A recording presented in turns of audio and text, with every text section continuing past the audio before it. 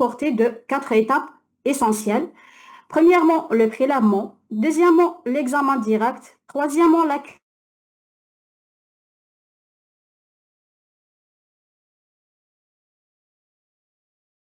laboratoire pour un diagnostic mycologique de confirmation ou bien d'exclusion.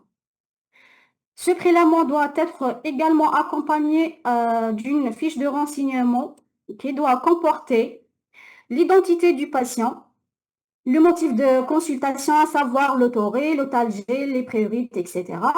S'il y a d'antécédents de facteurs de risque personnels comme le déficit immunitaire, le diabète, le port de prothèses auditives, bain répété, et s'il y a mention de médication ultérieure comme l'utilisation d'antibiotiques auriculaires, de corticoïdes locaux, d'antifongiques auriculaires, et puis, on a aussi le résultat de l'examen clinique fait par le médecin, qui est à savoir une otite externe ou bien moyenne ou bien chronique. On passe à la deuxième étape qui est l'examen direct. Il est indispensable, il est soit positif ou négatif. Et s'il est positif, il permet d'apprécier la présence et l'abondance du champignon et permet aussi de débuter un traitement antifongique. Donc, pour manipuler ou traiter ce prélèvement pour un examen direct, on doit travailler dans des conditions rigoureuses d'asepsie, juste à côté d'un bac benzène. Donc, on commence par l'humidification de l'écouvillon avec de l'eau physiologique stérile. Et puis, on tapote bien pour bien imbiber et homogénéiser le prélèvement. Et puis, on va déposer une goutte sur une lame porte-objet. On recouvre la goutte avec une lamelle et on lit au microscope optique au grossissement 40. Et dans la pratique courante, généralement, on commence par la culture avant le prélèvement pour éviter la contamination des cultures. Voilà, on recouvre la lame par une lamelle. Et on va lire au microscope, au grossissement 40, pour voir s'il y a des éléments fongiques. Donc, le résultat de l'examen direct, soit il est positif, soit il est négatif. Quand il est positif, il objective la présence de filaments mycéliens. On a deux types de filaments. Les plus fréquents sont les filaments mycéliens type aspergillaire, avec ou sans présence de tête aspergillaire et spores, comme montré dans les photos. Donc, le filament mycélien type aspergillaire sont des filaments larges, cloisonnés, avec ramification dichotomique. Plus rarement, on peut avoir filaments mycéliens type dermatophytique. Ce sont des filaments fins, réguliers, cloisonnés, comme montré dans la photo. Sinon, l'examen positif peut objectiver également des levures bourgeonnantes avec ou sans pseudofilaments et filaments mycéliens dans le cas de candidose ou la présence de candida SP. Donc, soit on aura la présence de levures bourgeonnantes, soit des levures bourgeonnantes avec des pseudofilaments, soit des levures bourgeonnantes avec pseudofilaments et filaments, comme montré dans les deux photos. Donc, la première photo montre des levures bourgeonnantes, la deuxième, des levures avec de pseudofilaments. Sinon, en dernière position, on peut également rarement avoir de levure en amas en cas de malacésiose. Puis, on passe à la culture. Quel que soit le résultat de l'examen direct, la culture, elle est indispensable. Elle confirme l'examen direct positif après isolement et identification et elle redresse un examen direct négatif. Donc, les milieux d'isolement utilisés pour la culture, on a trois milieux utilisés. Le milieu sabouro-chloramphénicol, SC, sabouro-chloramphénicol plus actidione, SAC. Oui, on a le SAC plus l'huile d'olive si suspicion de malacésia. Donc, quand vous voyez la culture, qui est généralement procédé avant l'examen direct. On doit toujours travailler dans des conditions rigoureuses d'asepsie à côté d'un bec benzène. On stérilise le tube avant et après manipulation.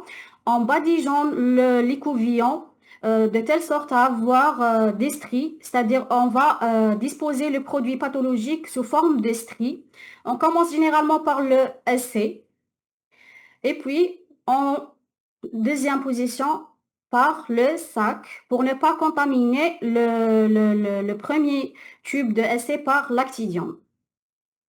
Voilà, on badigeonne la totalité de l'écouvillon pour disposer tout le produit pathologique sous forme de stries. On stérilise après pour éviter les contaminations.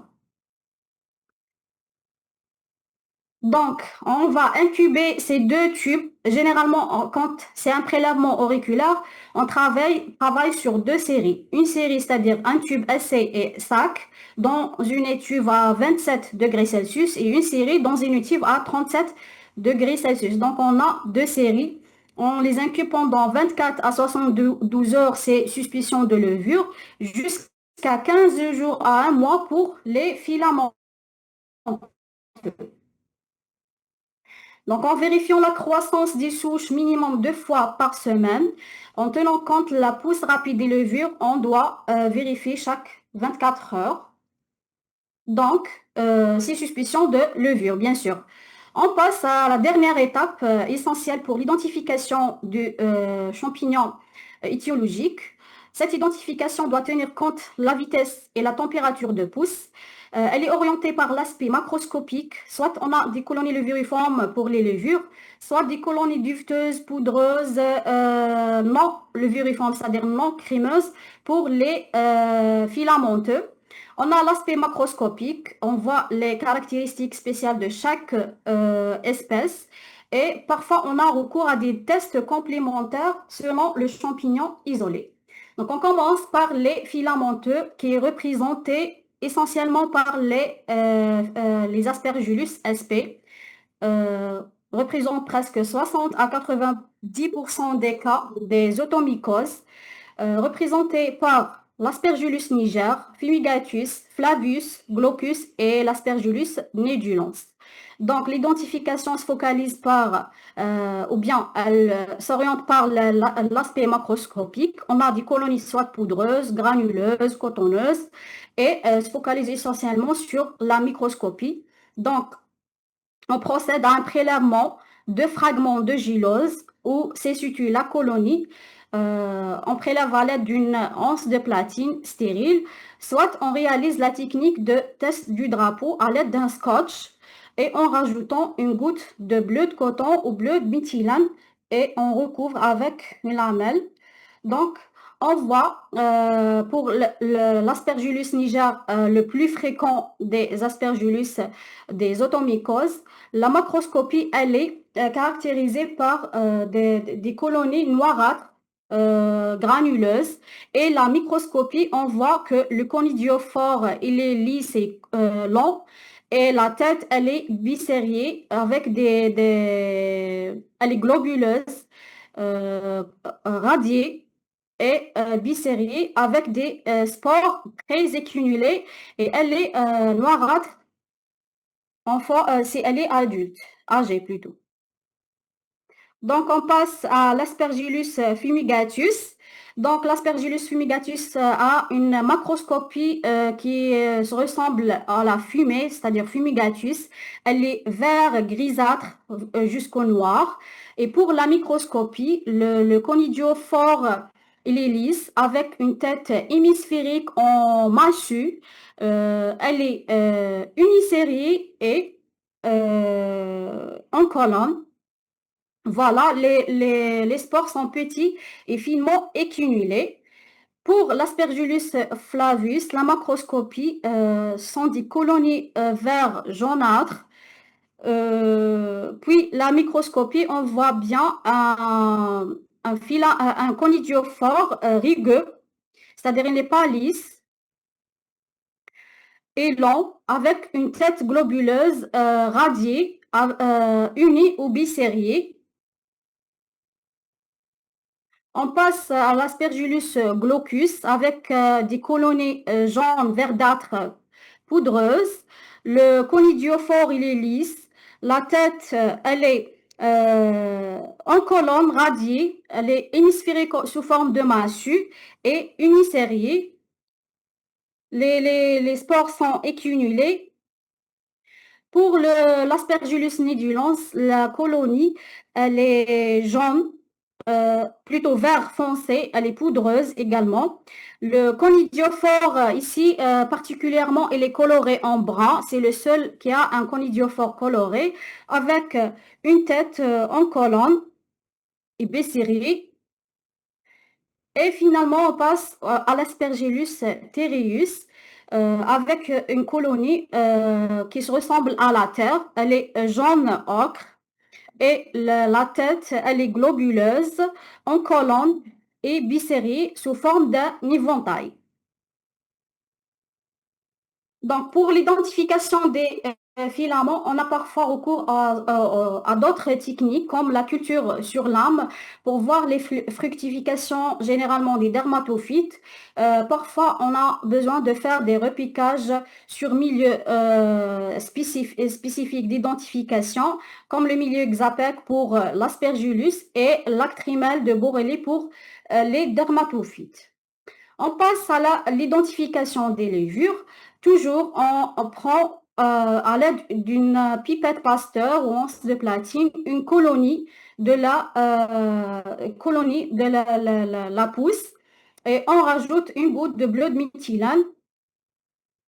On voit en macroscopie que la colonie elle est lisse, crémeuse, blanchâtre pour les candidats et au microscope on voit des levures bourgeonnantes. Euh, pour identifier également l'espèce étiologique des candidats, on doit avoir des tests complémentaires comme le test de chlamydosporulation sur rice cream qui est réalisé ou incubé pendant 24 à 48 heures. On voit les chlamydosporulations caractéristiques de Candida albicans. S'il n'y a pas de chlamydosporulation, c'est-à-dire que c'est une autre espèce.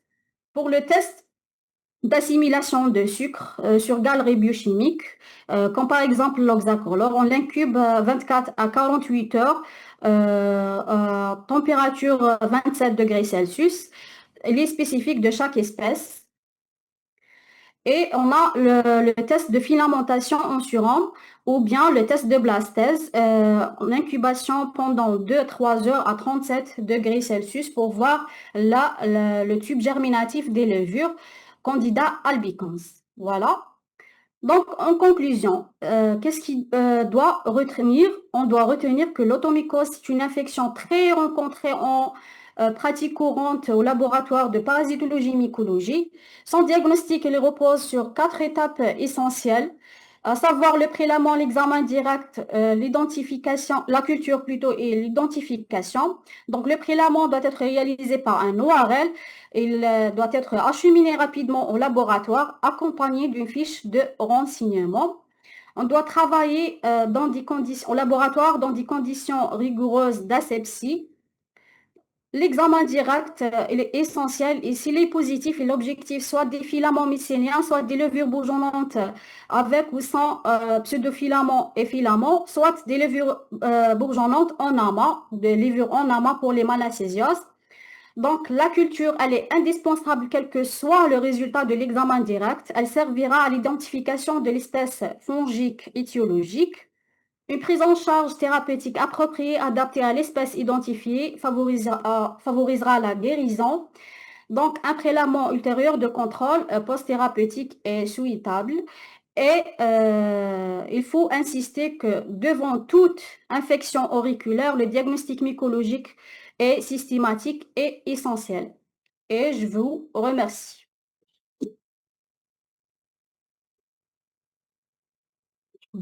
أنا محلولة يا إيه محلولة c'est ça là. Attendez, je l'ai toujours partage. Alors, je peux me faire sauf une ça va.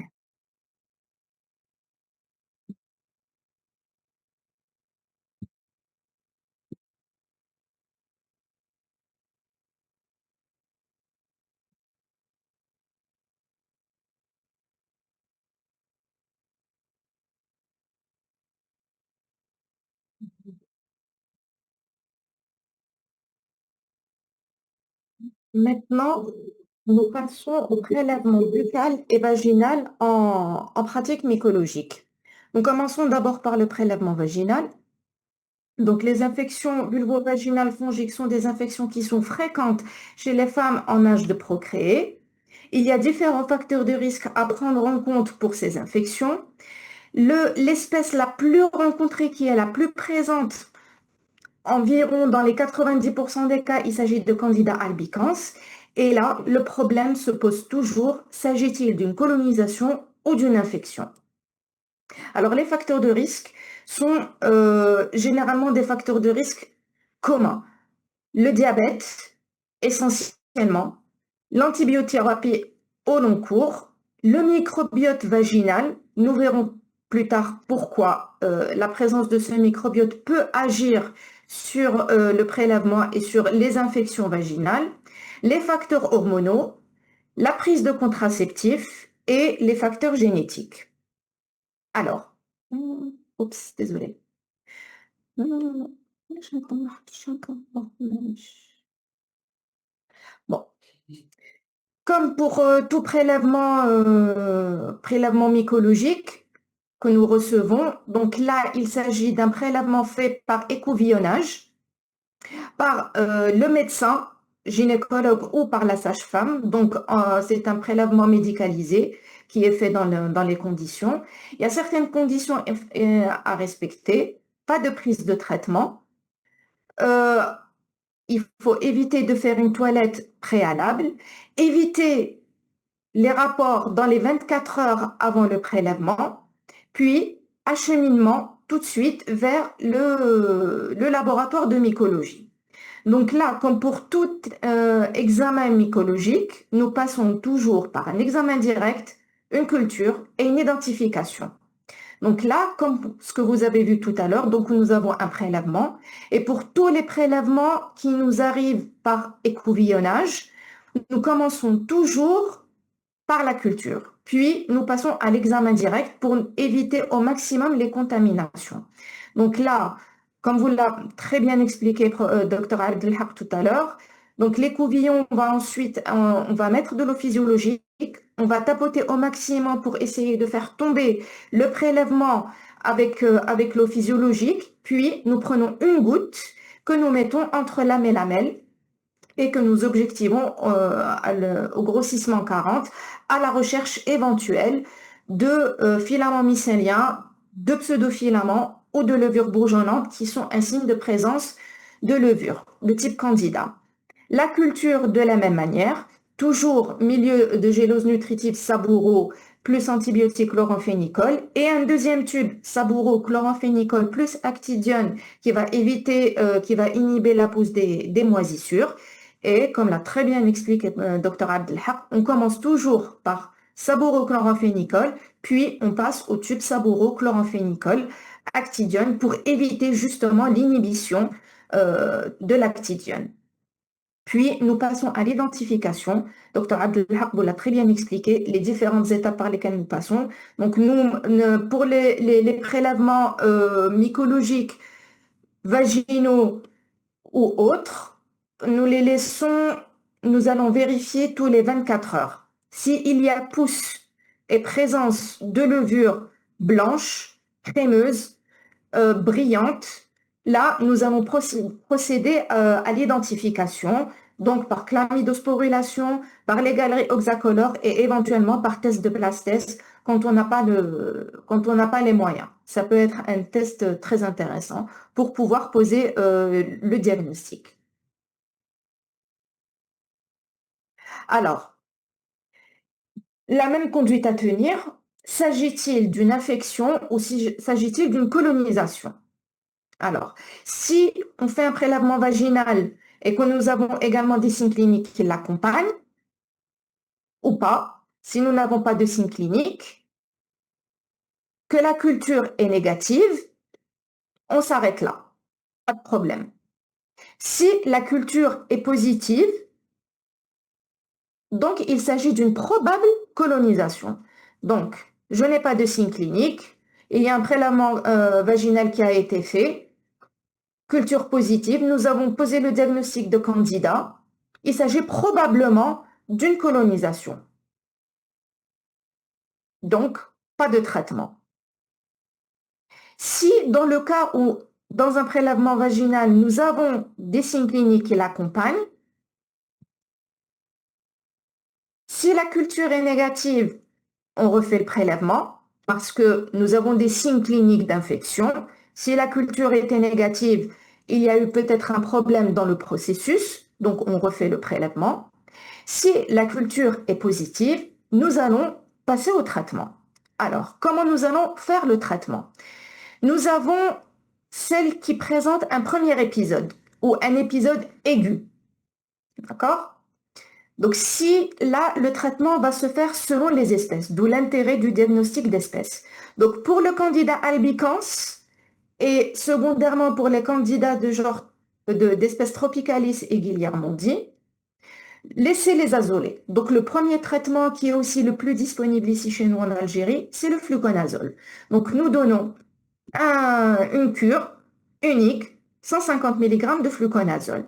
Si on se retrouve avec la possibilité de donner d'autres traitements, il y a la possibilité avec de l'itraconazole à 100 mg ou à 150 mg per os. Il y a également la possibilité de donner des ovules vaginales par éconazole en une prise unique.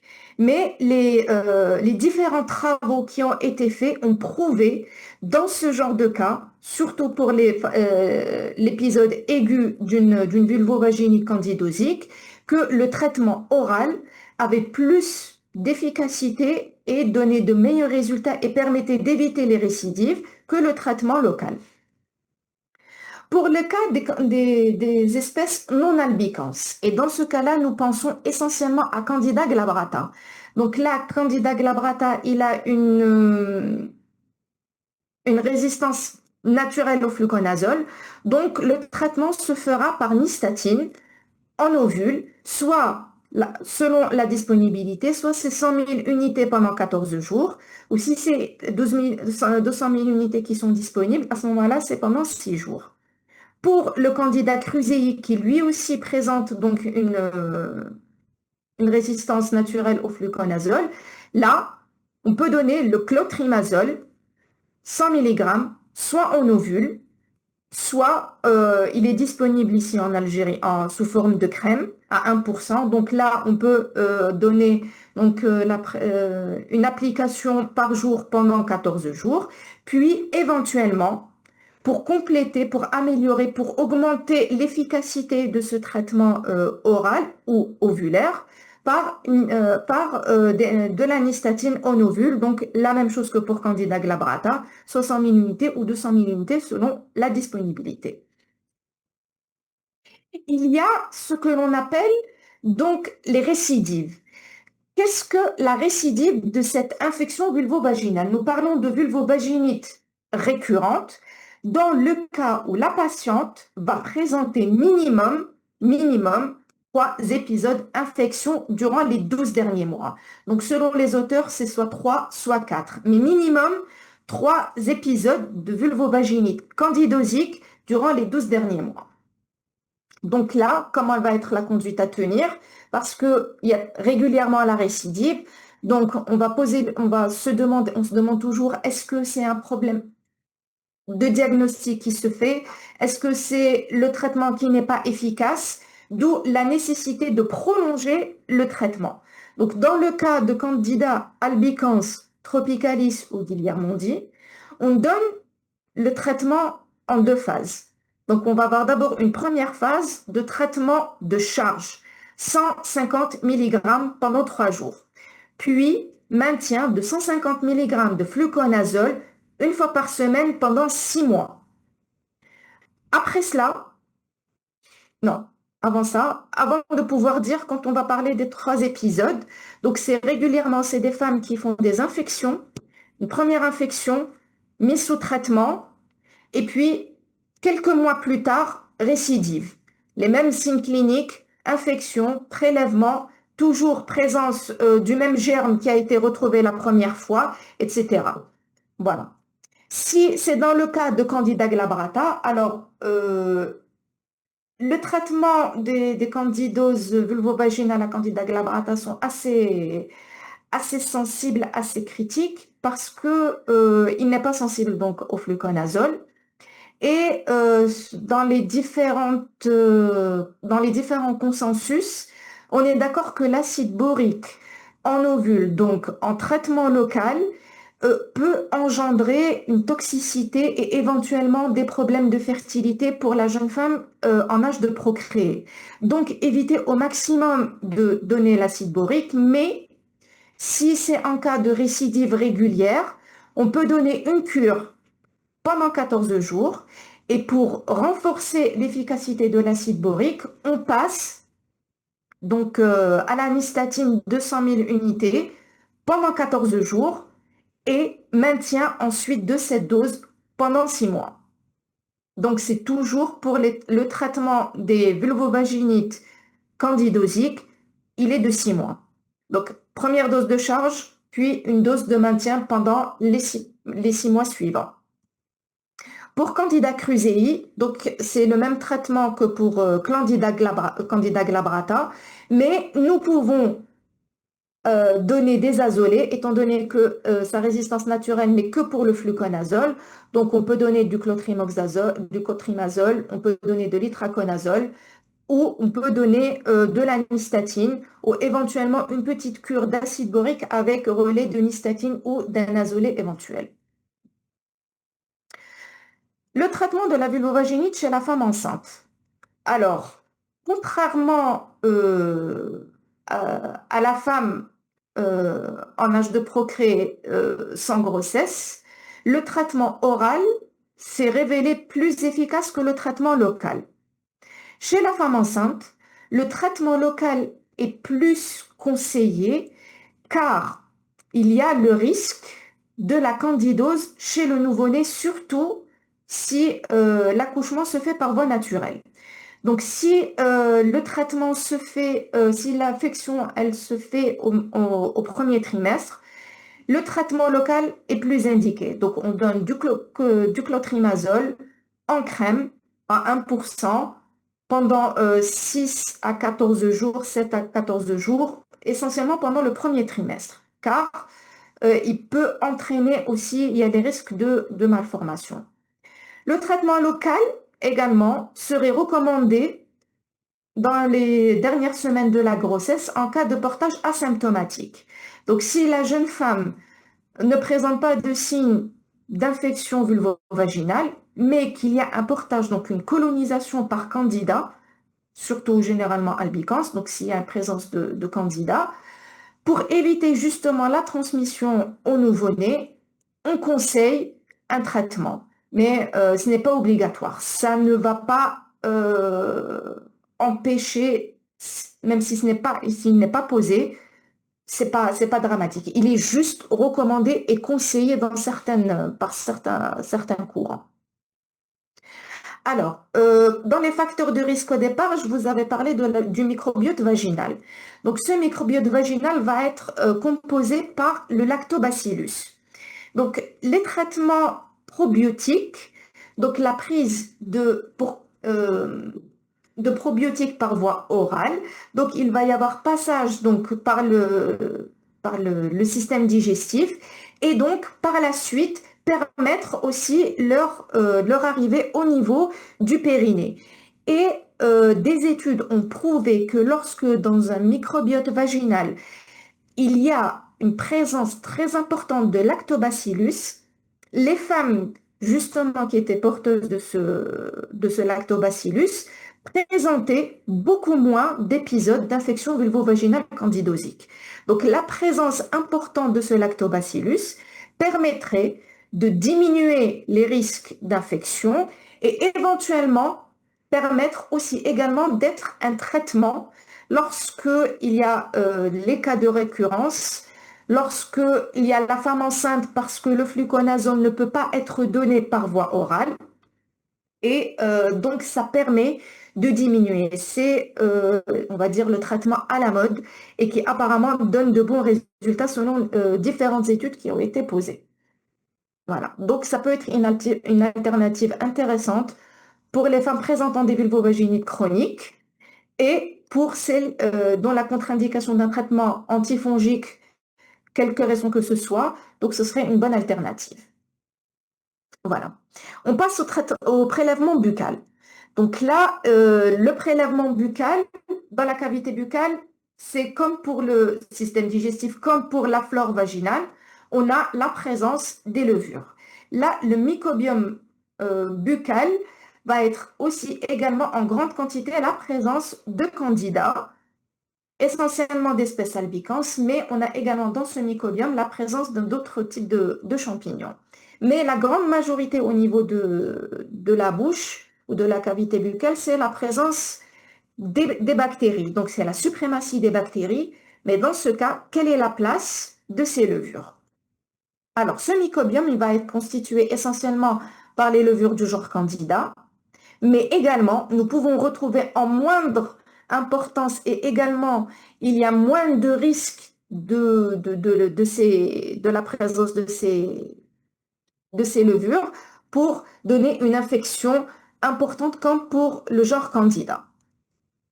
Alors, comme pour tout ce qui est commensal, le problème va toujours se poser. Si je le trouve, s'il y a pousse dans les cultures, est-ce que je vais l'incriminer ou est-ce que c'est une simple colonisation? Donc là, nous allons prendre différents facteurs en compte. Donc nous avons les facteurs locaux, donc au niveau de la bouche. Essentiellement, il y a la présence importante donc du microbiome bactérien. Il y a les facteurs liés à l'hôte, donc port de prothèse, tabagisme, diabète, maladie systémique, prise d'antibiotiques régulière pour quelle cause que ce soit, la prise de corticoïdes en inhalation, etc. Le microbiome bactérien, je vous l'ai dit, il a un rôle très important. Les dernières études qui ont été faites, elles ont montré que l'oralum ou les différents microbiomes présents, donc qu'ils soient bactériens, qu'ils soient mycologiques, qu'ils soient virales, ils sont tous en harmonie. Donc, il y a la suprématie, il y a la grande majorité, il y a environ 1000 espèces dans ce thoralum. La grande majorité, ce sont des bactéries, mais nous avons aussi une petite partie qui sont les candidats. Et des travaux ont montré qu'il y a une relation entre le genre candida et les bactéries qui sont présentes. Donc, les uns vont s'aider avec les autres. Donc, il va y avoir un enchevêtrement de la présence des uns et des autres. Et donc, c'est ce qui va aussi entrer en considération dans les infections de la cavité buccale. Et dans tout cela, nous avons le rôle du biofilm. C'est quoi le biofilm? Le biofilm, c'est une trame qui va être produite par les bactéries ou par les levures, essentiellement le genre Candida. Donc là, comme vous voyez, il va passer par différentes étapes.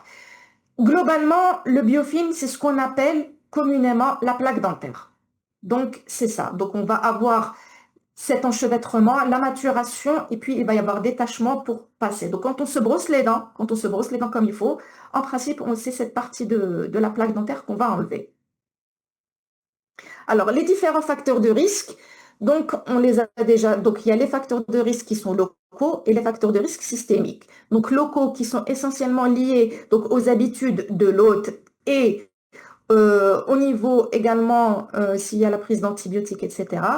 Les facteurs systémiques, donc s'il y a une infection systémique dans l'organisme, elle peut avoir un retentissement au niveau de la cavité buccale. Donc toujours prélèvement mycologique, toujours la même façon de procéder. C'est un prélèvement qui va être effectué par le médecin. Il va être ensuite, donc par écouvillonnage la plupart du temps, puis acheminé au laboratoire et nous allons passer par les 3 étapes. Examen direct, comme on vous l'a déjà montré, la culture, puis l'identification de l'espèce en cause. Donc là, globalement, nous allons voir 4 tableaux de ce qui va se présenter au niveau du prélèvement buccal, au niveau de la bouche. Donc le premier, c'est ce qu'on appelle le muguet. Alors, le muguet, qu'est-ce que c'est? On va le retrouver dans un terrain particulier. On va le retrouver essentiellement chez le nouveau-né, donc avec on va pas dire une immunodépression, mais une relative immunodépression, une immunité qui n'est pas encore tout à fait mature. La présence ou la prise de corticothérapie, donc que ce soit par voie orale au long cours ou par inhalation pour les traitements au long cours, les leucémies ou la présence de la séropositivité au virus de l'immunodéficience humaine. Donc, comment il va se présenter cliniquement? Il s'agit d'un enduit blanchâtre au niveau de la muqueuse buccale. Donc, on va retrouver soit au niveau du palais, soit au niveau des joues, au niveau de la langue ou partout. On va procéder donc au prélèvement qui va donc être acheminé au niveau du laboratoire. Nous identifions un candidat albicans. Donc là, nous avons des facteurs de risque, nous avons des signes cliniques.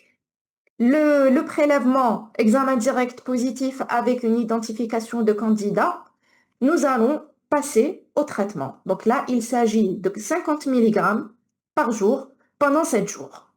Donc ça, c'est le premier. Le deuxième tableau, c'est la candidose érythémateuse aiguë. Donc elle, comment elle va se présenter? Alors, donc dans les facteurs de risque, on va essentiellement retrouver c'est l'antibiothérapie au long cours avec des corticoïdes en inhalation. Donc ça va être plutôt quelque chose de local. L'antibiothérapie au long cours, pourquoi? Cette antibiothérapie va, elle, diminuer la présence des bactéries au niveau de ce microbiome oral et donc la baisse de ces bactéries au niveau de la cavité buccale vont justement apporter un déséquilibre et permettre au candidat de passer du commensal au pathogène. Quand il va se présenter cliniquement, on va avoir essentiellement au niveau de la langue une langue rouge et douloureuse, érythémateuse extrêmement douloureuse. Le traitement est le même que le muguet, donc 50 mg de fluconazole par jour en oral pendant 7 jours.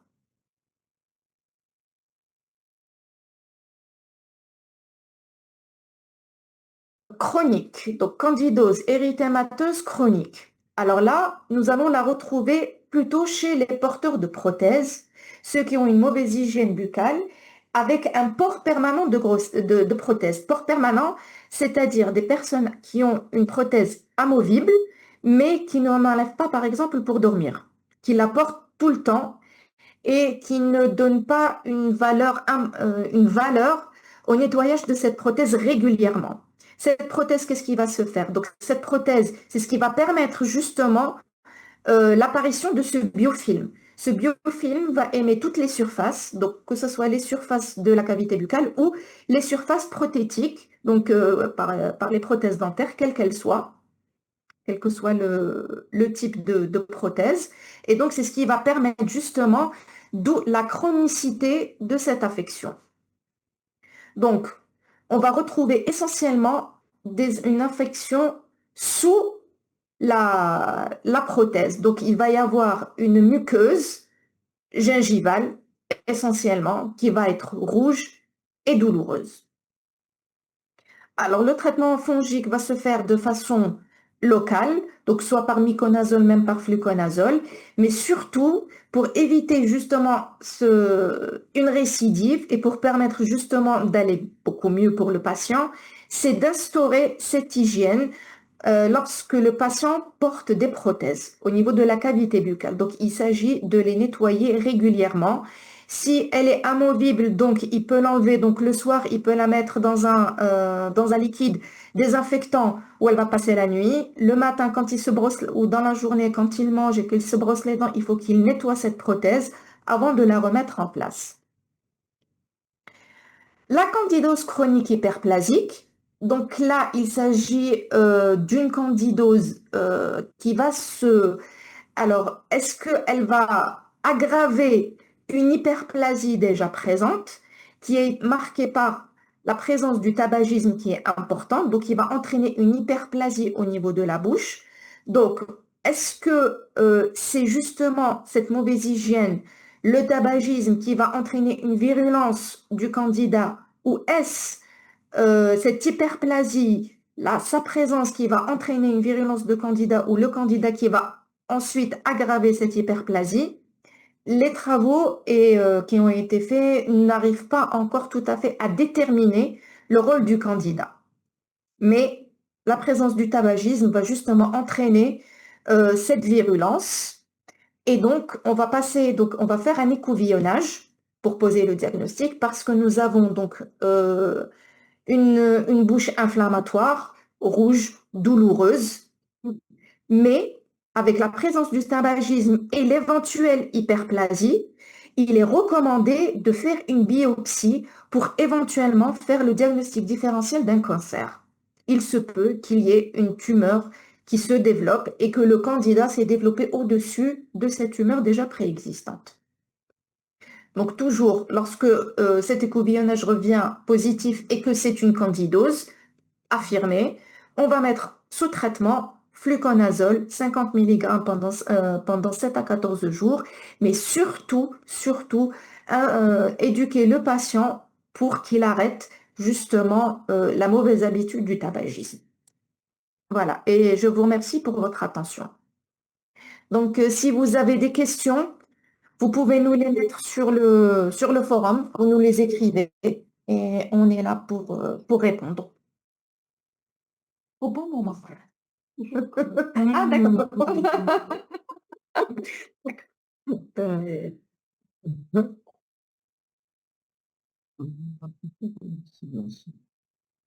Déjà, il y a 30 questions. Ah bon, voilà. Oui, chat. Donc, Oh. qu'il y ait des questions, qu'il y ait des bonjours, qu'il y ait des remerciements. Ah. On va- Ok. Alors, des questions. Ah, il faut activer le son. Il y a des personnes qui nous. Non. Ah, c'était au début quand même. C'était début. هذول ما عندهم problème.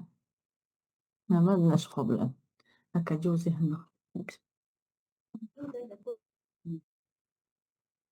Une question, j'ai vu une question.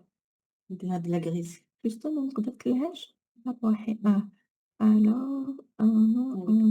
Alors, est-ce que les hémocultures classiques utilisées en bactériaux sont valables pour déceler une candidémie ou il faut des hémocultures pour les mycoses? Alors, souvent, donc c'est des flacons et les appareils, de toute façon, lorsqu'il y a la présence d'un germe, ils vont sonner. Ils vont dire, voilà, c'est présent. Mais ensuite, la bactério n'aura pas forcément le réflexe ou les possibilités d'identifier. Donc, c'est bien lorsque vous suspectez une infection systémique, c'est bien quand vous faites des hémocultures, vous envoyez à la microbio et à la parasito. On a des flacons spécifiques, le mycosis, qui sont spécifiques pour les champignons. Donc, de préférence, oui. Quelque chose de spécifique pour les mycoses.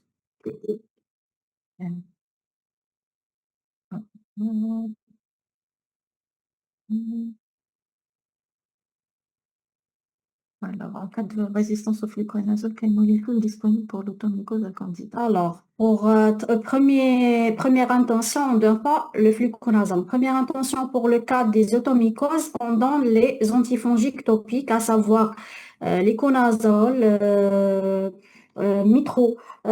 miconazole et clotrimazole. S'il y a une infection sévère récidivante ou s'il y a une immunosuppression, on procède au traitement systémique. Et généralement, tout dépend le champignon isolé, soit du fluconazole, soit de l'itraconazole. Voilà. Et parfois, on a recours, pour certains cas, à des solutions de l'amphotéricine B. Bien sûr, en prenant en compte les mesures complémentaires comme traitement des facteurs de risque comme le diabète, l'immunosuppression, comme l'éviction de tout baignade avec de l'oreille ouverte comme ça. Donc, on doit le boucher avec un bouchon pour éviter l'humidification et éviter aussi tout nettoyage au coton-tige. Voilà. Oui. Alors, quelle est la différence entre la candidose chronique hyperplasique et la candidose pseudomembraneuse? Alors, la candidose pseudomembraneuse, c'est un nom scientifique qui est un peu pompeux, mais c'est en fait pour dire muguet. Donc, muguet, on sait que la plupart du temps, on va le retrouver. Donc là, la différence qui va se faire, vous avez l'épidémiologie, la clinique, le patient que vous avez en face de vous. Donc, le muguet, on va le retrouver chez les nouveau-nés et chez tout patient avec une immunodépression qui est très importante. Leucémie, chimiothérapie, corticothérapie au long cours, un stade SIDA, VIH. Et donc là, c'est vraiment une immunodépression qui est importante. Donc ça va permettre au candidat au niveau de la cavité buccale de passer de du commensal au pathogène. La candidose hyperplasique, vous avez un patient qui est immunocompétent, qui est en bon état général. Seulement, il a cette mauvaise habitude du tabagisme. Donc, il va y avoir également... Donc, le tabac, qu'est-ce qu'il va faire? Il va déréguler l'équilibre qui existe au niveau de la cavité buccale. Donc, ce déséquilibre, à cause du tabagisme, donc, va entraîner le candidat qui va devenir pathogène, mais également, il va entraîner des modifications, donc une hyperplasie. Donc, ce sont deux choses qui sont séparées, mais qui vont se rencontrer en même temps. Le tabagisme va entraîner donc une hyperplasie avec une éventuelle cancérisation, et le tabagisme, par la mauvaise hygiène, par sa présence, par le tabagisme qui est important, va permettre, donc va diminuer, va déséquilibrer l'équilibre qui existe dans l'oralum, donc surtout entre les bactéries et les candidats, et permettre aux candidats de devenir virulents, et donc à ce moment-là, de donner une candidose. Donc ce sont deux choses qui sont séparées, mais qui vont se rencontrer au même moment dans un certain environnement. Voilà, j'espère que j'ai répondu à votre question. Est-ce que les muguets peuvent surinfecter? Bien sûr. Bien sûr. C'est pas le muguet en lui-même qui va surinfecter, mais le patient va être en immunodépression très importante. Généralement, il y a une immunodépression importante. Donc, si le muguet n'est pas pris en charge et que l'immunodépression n'est pas combattue, il y a risque de surinfection, effectivement. Quel est le rôle de N ici? Je ne sais pas. Alors, les gingivites persistantes, même après traitement antibiotique, peuvent-elles être d'origine mycosique? C'est possible. D'où l'intérêt de faire un prélèvement fait par le médecin ou par le dentiste dans ce cas-là, et donc de faire un examen mycologique pour éventuellement mettre en évidence une origine mycosique. Notre but justement aujourd'hui, c'est que il y a les bactéries qui sont vraiment les plus présentes, c'est elles qui sont les plus virulentes en général, et c'est celle à laquelle on pense d'abord. Même ma collègue aussi, elle est d'accord. Mais on est là pour vous dire que pensez également aux champignons. Et souvent, les champignons, ils sont malins. On s'intéresse d'abord aux bactéries. Pendant ce temps-là, le champignon, il a sa virulence, il est en train de préparer son biofilm, il est en train de s'installer, etc. Le temps qu'on y pense, lui, déjà, il a fait des dégâts. Donc, si effectivement des gingivites et que il n'y a pas eu, justement, il y a pas que le traitement également, il y a aussi tout ce qui est règles hygiène, c'est-à-dire faire en sorte que la bouche soit toujours propre, brossage de dents. S'il y a des prothèses, il faut vraiment s'en occuper, il faut vraiment éduquer le patient pour qu'il pour qu'il fasse vraiment un nettoyage de ses prothèses. Les localisations les plus fréquentes de la candidose hyperplasique, il y a pas de localisation plus fréquente, c'est la cavité buccale. Donc, tout dépend. On ne peut pas dire que c'est plus au niveau de la gencive ou au niveau du palais, au niveau... Non, il n'y a pas plus.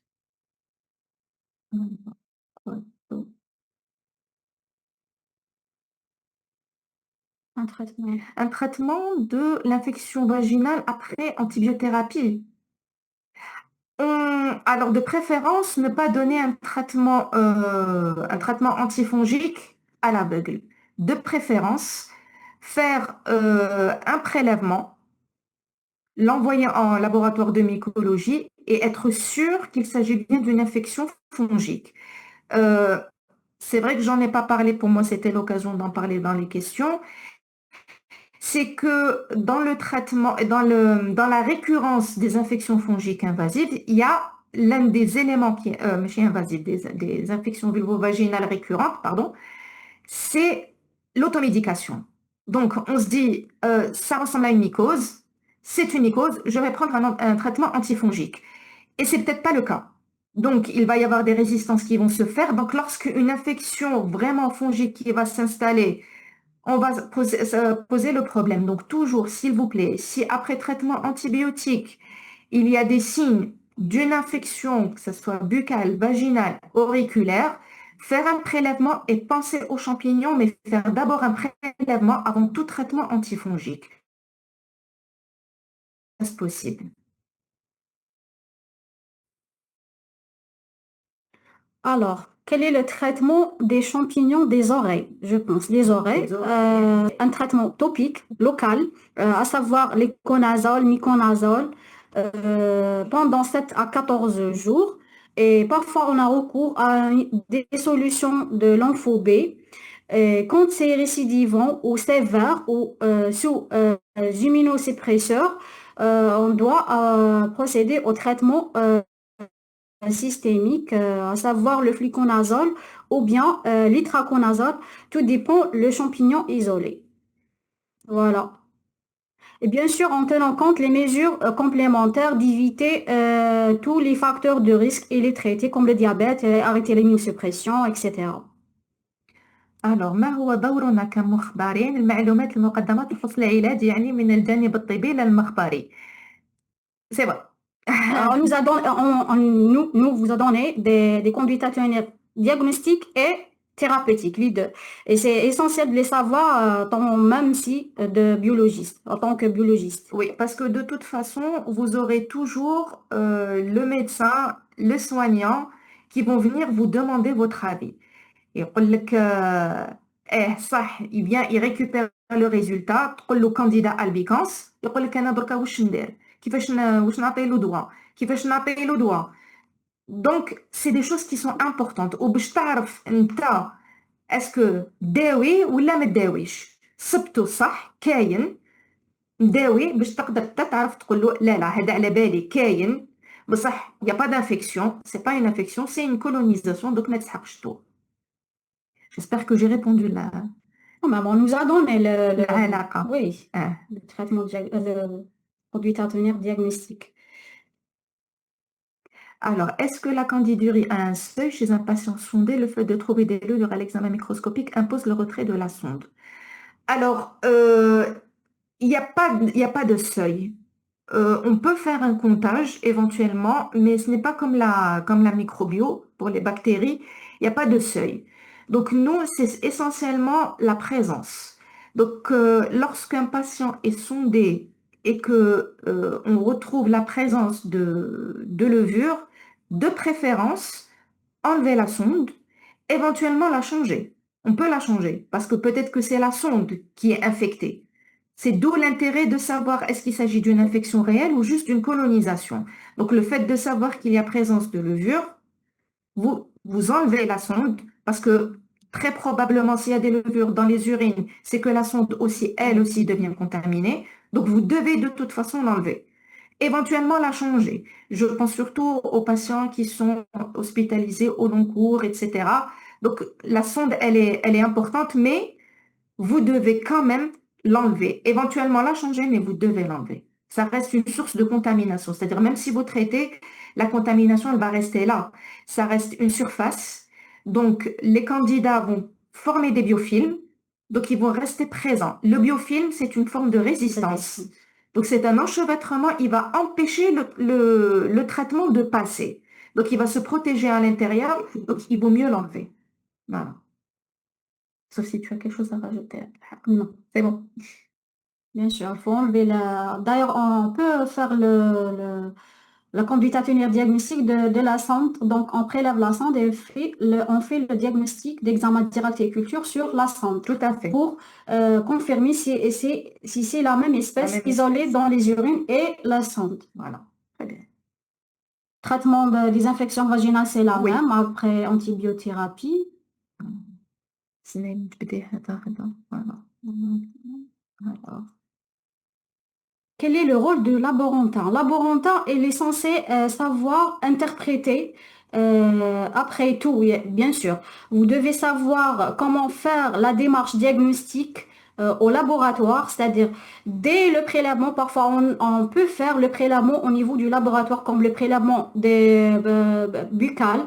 euh, ou d'autres prélèvements, mis à part l'auriculaire. L'auriculaire nécessite un ORL vaginal, un gynécologue, mais comme le prélèvement buccal, on peut le faire au niveau de laboratoire et vous êtes censé savoir comment faire le diagnostic dès le prélèvement jusqu'aux interprétations. oui. Voilà. Parce que de toute Donc, façon, on vous demandera toujours votre avis. Donc, vous avez 4 étapes essentielles, comme j'ai déjà dit.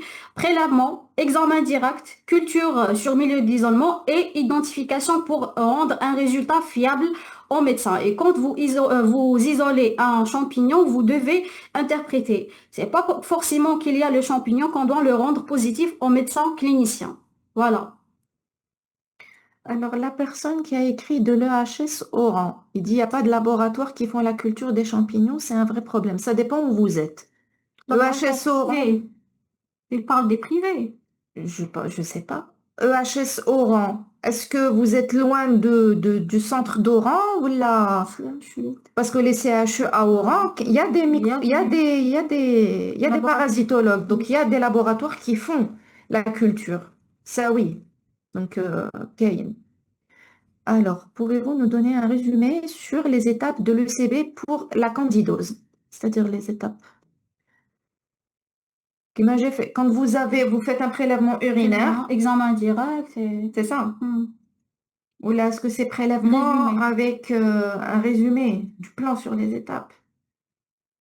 Je sais pas. J'ai S'il parle de pas compris. l'ensemencement, Est-ce que c'est l'examen direct. l'ensemencement ou là, est-ce que c'est la conduite diagnostique? Mais enfin, peut-être que la personne elle pourra nous reposer la question plus. Quel est le traitement de la vaginite? Donc là, tout dépend de l'espèce qui est mise en cause. Si c'est le candidat albicans qui est le plus présent en général, donc là, on peut donner le fluconazole par voie orale, soit par prise unique, 150 mg de fluconazole en une prise unique. Pourquoi le prélèvement mycologique peut-il donner un faux négatif? Des candidoses? Des candidoses hyperplasiques. CCH. C'est ça, hyperplasique. Je sais pas. Vous précisez s'il vous plaît, c'est quoi Oui. CCH? Est-ce que c'est des candidoses hyperplasiques donc au niveau buccal? Monsieur Betty ou Madame Betty. C'est la même personne qui nous a posé la question pour le CB. Le CBU. Hmm. Donc le CBU, c'est bactériaux, hein, c'est pas myco. Hmm. Oups. Ah, ça c'est pas nous. il est quel? Ah. Recording stopped.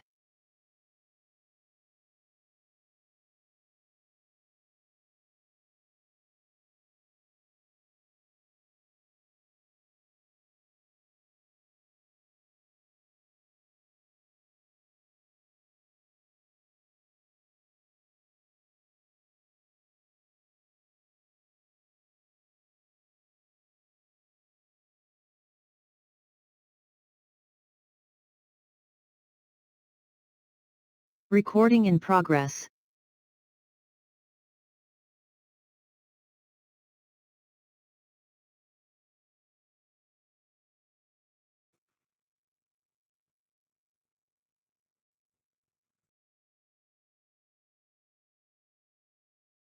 Docteur Delamine. Alors, s'il vous plaît, veuillez patienter un peu. Internet. On va continuer dans un petit moment, s'il vous plaît. Vous nous entendez? Oui, ça s'est coupé, docteur. Oui, oui. Docatique, c'est bon? C'est bon, On vous sait nous que ça entendez? s'est coupé. Vous avez eu une coupure Oui, je crois que c'est un exactement. problème de De connexion. connexion. Oui. très bien. معليش كملي تفضلي يا مازال les participants يسمعوا فيكم تفضلي. Voilà, c'est bon. prendre الأخت منى Ah, c'est bon. Oui, تفضلي Alors, تفضلي. alors, quels sont les avantages et les inconvénients de la PCR dans le diagnostic fongique buccal? Hmm. Alors, le diagnostic buccal, PCR. On ne peut pas savoir, PCR, est-ce que c'est un portage ou une pathologie? C'est un portage ou pathologie, ça n'a rien à voir, la PCR. Non, le plus important, c'est le diagnostic classique. Après la PCR, si vous voulez aller dans plus de détails, surtout sur le plan épidémiologique pour faire un travail plus approfondi, mais pour le diagnostic de tous les jours, la PCR n'a pas d'intérêt. Parce que lorsque vraiment les candidats sont impliqués, il y a la pousse qui se fait rapidement, l'identification se fait rapidement, donc on peut poser le diagnostic très vite et donc mettre en place un traitement. Donc c'est plus intéressant que la C'est PCR. commensal, bien sûr. La candidate, elle est commensale dans le... Donc même si je trouve candidat, est-ce On que peut je suis sûre discuter. que... Alors que la culture, le fait qu'il va pousser, mais Rapidement. quand il va pousser rapidement, en grande quantité, ça va faire un Homogène. tapis. Voilà, Donc là, ça prouve aussi sa pathogénicité. exactement. Voilà. Donc ça permet vraiment de... Ah bon, je crois qu'on a fait le tour. J'espère que on a répondu à vos questions et que On était bénéfique. voilà, qu'on vous a apporté au moins trop de haja, Ouais. vous gardez quelque chose, ça serait formidable. Voilà. On vous remercie Merci. pour le temps que vous avez pris Merci beaucoup. et pour vos questions. Elles étaient intéressantes parce que ça a permis de fixer certaines choses. Et à bientôt, Inch'Allah. Inch'Allah. Inch'Allah. Voilà. Merci. Au revoir. Merci beaucoup. Alors, Dr Belamine Wissam et Dr Abdelhaq Boutaina, on vous remercie pour votre formation. Il y en avait comme Merci Sarah, beaucoup. pour le temps que vous avez consacré pour cette session de formation. Inch'Allah, on aura l'occasion de programmer d'autres sessions de formation, Inch'Allah. Inch'Allah. Merci beaucoup. Ouais, Alors, صحيتي الأخت منى، merci les بارك الله فيك. participants. Feki Baraka, merci Madame Nora. Bien. Inch'Allah, on vous donne un rendez-vous, Inch'Allah, très bientôt pour d'autres sessions. Inch'Allah. كاين واحد غدوة، non. Par contre, ماشي tout le monde. D'accord, ça. هيا، au revoir. إلى من.